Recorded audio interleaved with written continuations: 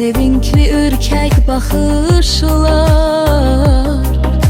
solub nakam eşqin sönük rəngində. Unutmaq istədim, silmək istədim, halın müradını çağırır qəlbim. Bilmirəm nə edim, necə eyləyim, dönsün yenə sevgim, gülsün taleyim. Taleyə güldüm mən, özüm yanaraq, odu da külü də mən. Sevgimizin, sevgidə hikməti, bəlkə də yanmaq, bəlkə öz dəyəri budur sevginin. Gözlədim, gəlmədin, illər uzandı, xatirən qəlbimdə daş kimi qaldı.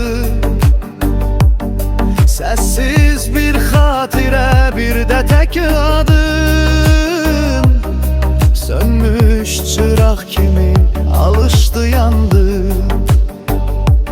Unuda bilmədim, xəyalın belə, hər gecə yuxuma gəlirsən yenə.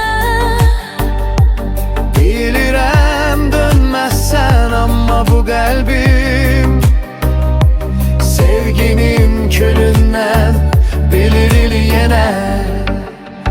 Taleyə güldüm mən, özüm yanaraq, odu da küllüdən mən. Sevgimizin, sevgidə hikməti, bəlkə də yanmaq, bəlkə öz dəyəri budur sevginin. Qəlb unutmaq istər, könül dayanmaz, ağıl bitdi deyər, amma inanmaz. Sevgini unutmaq asan sananlar, görməyib yanmağı yananlar anlar. Sevgi əbədiyyət, sevgi mərhəmət, sevgi nurla dolu sonsuz məhəbbət. Unutsam desəm də qəlbim söyləməz, çünki sevən insan onu unuda bilməz. Taleyə güldüm mən, özüm yanaraq, odu da külüdən mən. Sevgimizin, sevgidə hikməti, bəlkə də yanmaq,